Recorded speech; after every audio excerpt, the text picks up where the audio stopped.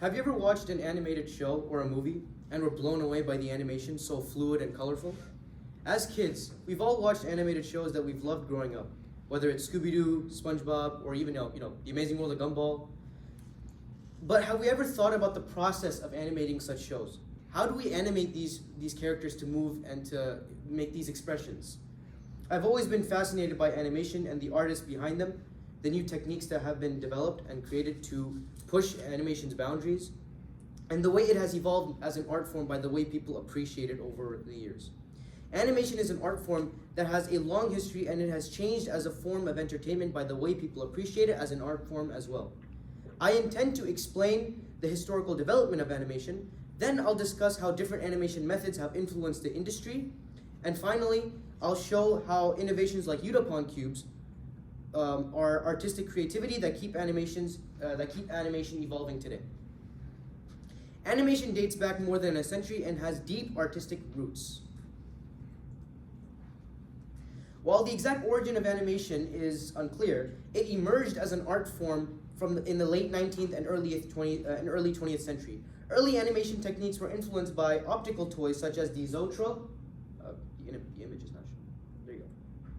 The Zoetrope and the phenakistoscope, or however you pronounce it, which use spinning images to create the illusion of emotion, which is how animation actually emerged.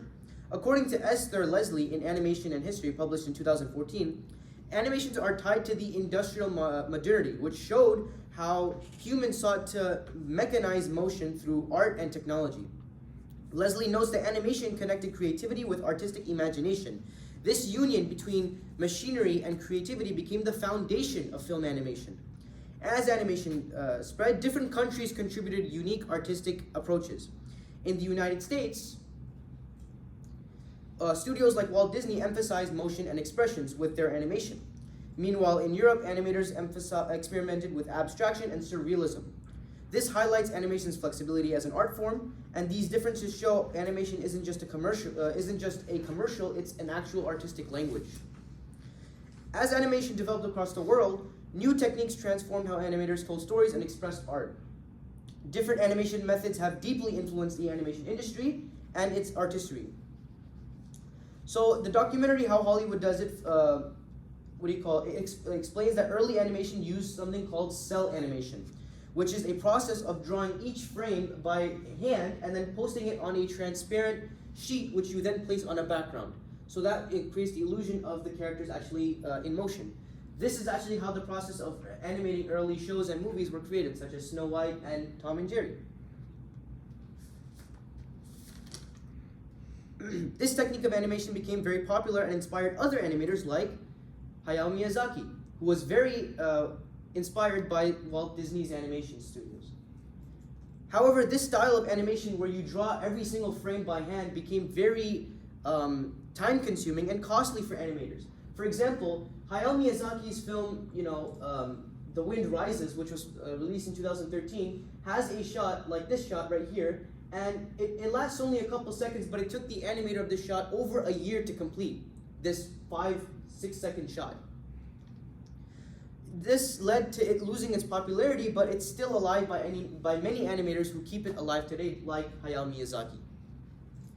Later developments such as computer animation and digital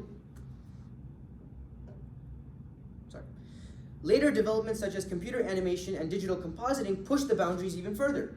Stop-motion animators brought physical texture to the screen using clay and puppets. Then came digital animation, when 3D modeling replaced pencils and paint that early animators used to use. So as you can see here, digital animation is used to express character emotions and movements, and then 3D modeling is used to actually create those characters and to actually show how they look like, basically. Even as technology advances, animation finds new creative techniques blending art and innovations. Innovations like Udapon cubes show how animation remains an evolving and expressive art form. In Japanese animation, animators often experiment with motion and energy in visually symbolic ways. Udapon cubes are a technique created by an animator named Yutaka Nakamura. represent explosions and impacts through stylized cubes rather than realistic effects. So as you can see here, these explosions, they create debris that is created by cubes. But the purpose of it is not to be realistic, it's to emphasize and to be artistic and creative with how it emphasizes motion. These cubes exaggerate the physics of motion, transforming raw energy into abstract art. This technique shows how animation turns something mechanical into something expressive and beautiful. From hand-drawn animation sketches to dynamic digital explosion, animation has transformed the way we see art in motion. We looked at how it began as an artistic experiment, how different techniques progressed its evolution, and how innovations like Udapon cubes, as I showed before, continue to push animation's boundaries.